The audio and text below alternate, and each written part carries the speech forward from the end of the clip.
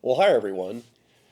Rhode Island DOT Director Peter Alviti attended a joint session of your state Senate and Congress to discuss the status of the Washington Bridge, and it was a waste of time, unfortunately, in terms of getting any answers.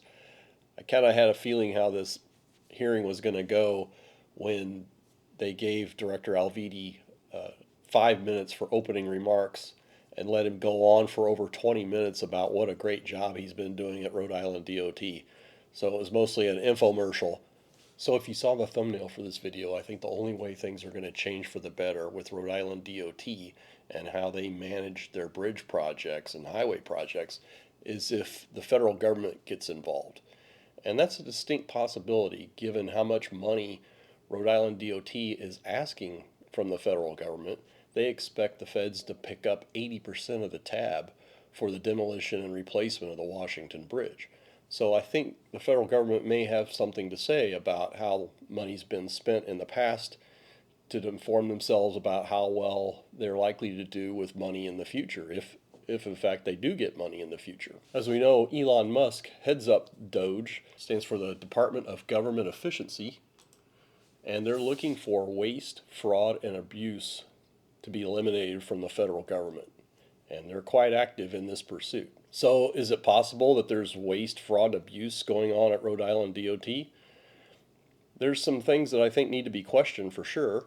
Let's take the demolition contract for the Washington Bridge. Initially, it was just going to be the superstructure, everything that you could see on the bridge and not the foundation or the pier. So Rhode Island DOT solicited proposals from two teams. One team was Aetna Vinagro, and the other team was Sigma Manafort. So the Aetna team, their price was $45,777,000. Sigma Manafort team was nearly $2 million cheaper at $43,849,500. And yet they awarded the contract to Aetna for their full proposed amount of $45,777,000. So why didn't they pick the low bidder?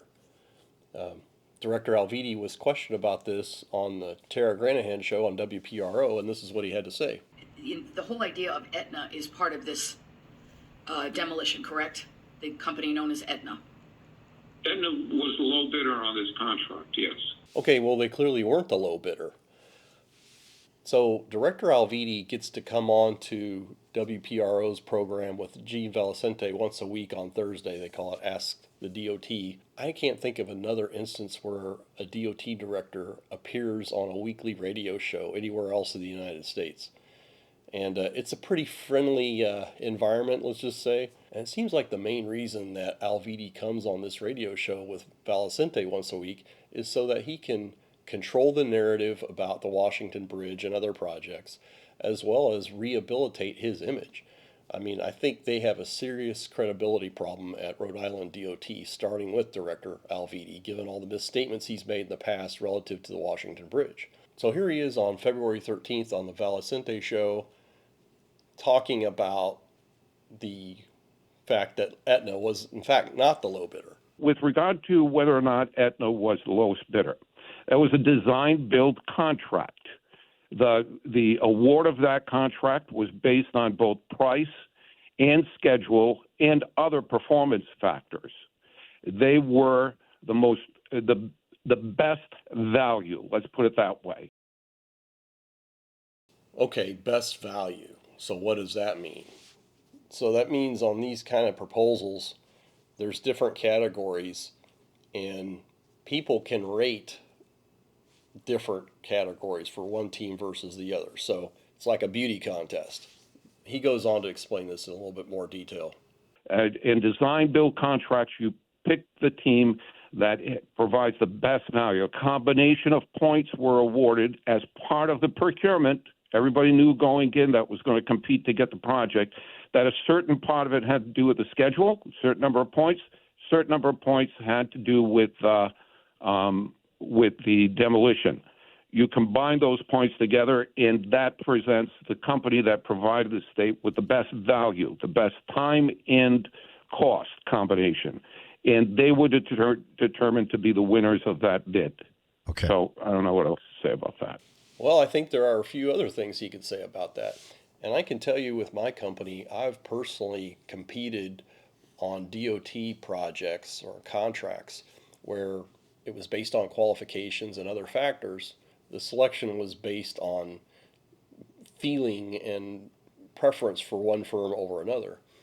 I had an opportunity to do work in the state of Nevada. They were looking for people to come in and test their drill shaft foundations on a periodic basis. And trying to remember how I came into contact with them, whether they called me or I called them. But with my initial meetings with them, I expressed concerns like, well, are you really going to give a contract to somebody out of the Midwest? I mean, we can fly here and do the work. Oh, yeah, that's not a problem. And the fact is they had given the contract to the same company for, I think, 8 years running from the time they started those contracts for that type of testing. And I thought, wow, what do we have a chance here? Why are you looking to change? He goes, well, we need to do this. So essentially it was just to make their procurement process look good. They, as I mentioned, told me that there was no issue with being located several states away. And when you actually got the rating, when we weren't selected, they ranked geographic proximity to Nevada as one of the biggest priorities. So I just seen it time and again. These type of selections can be just done to create the air of fairness and objectivity when in fact it's mostly subjective. Now, I don't know exactly what went on here, but the fact that they jumped over a $2 million price difference is rather curious, I think. But at least in the case of the superstructure demolition, they got competing proposals. Well, in October of 2024, they award $38 million to Aetna for demolition of the substructure. And they knew as early as February 2024, if not before that even, that they would likely have to demolish the substructure. So they knew for months that was going to be needed as part of this demolition. The substructure, the piers supporting the upper portion of the bridge, as well as the footing for the pile cap and the top few feet of pile, that was included. So it was an 83% increase in the price of the contract. 20% was paid by the state, 80% paid by the federal government. And it says here, Aetna Bridge submitted a proposal package on October 4th. This was 2024. Okay, well, what was the hurry? And why did they only get a proposal from Aetna? They had plenty of time to get a competing proposal.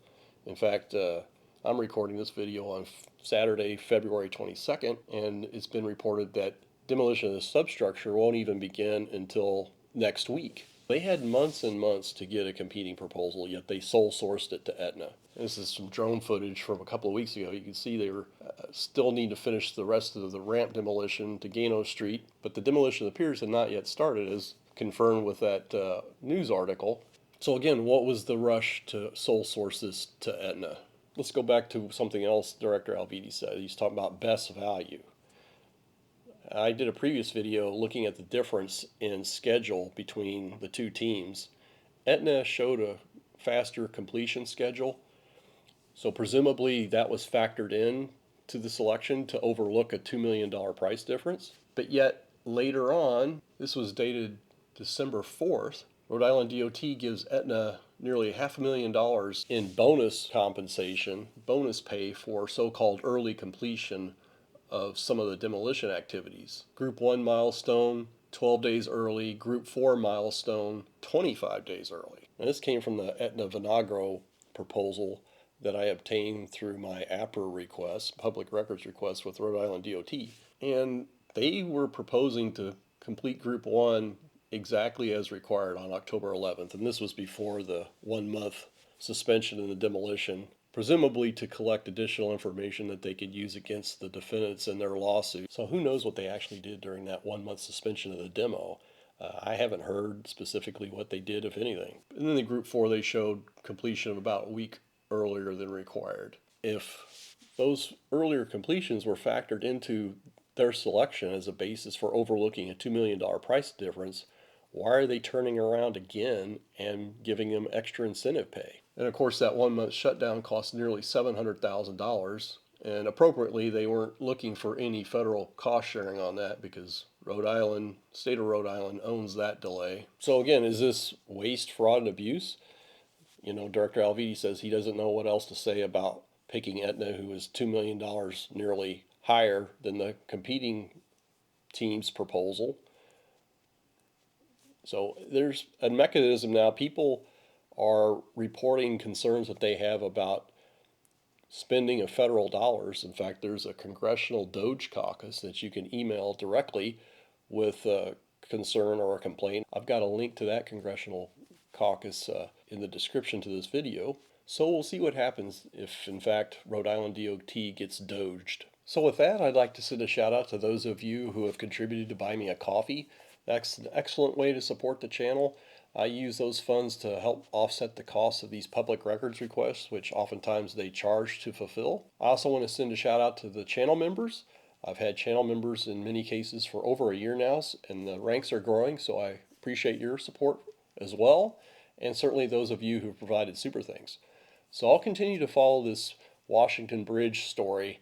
It's far from over here, and I think there's a possibility of some level of accountability being brought to bear here, but I think it's going to come, if it does, from the federal government. Thanks very much, everyone. Please stay tuned for future videos.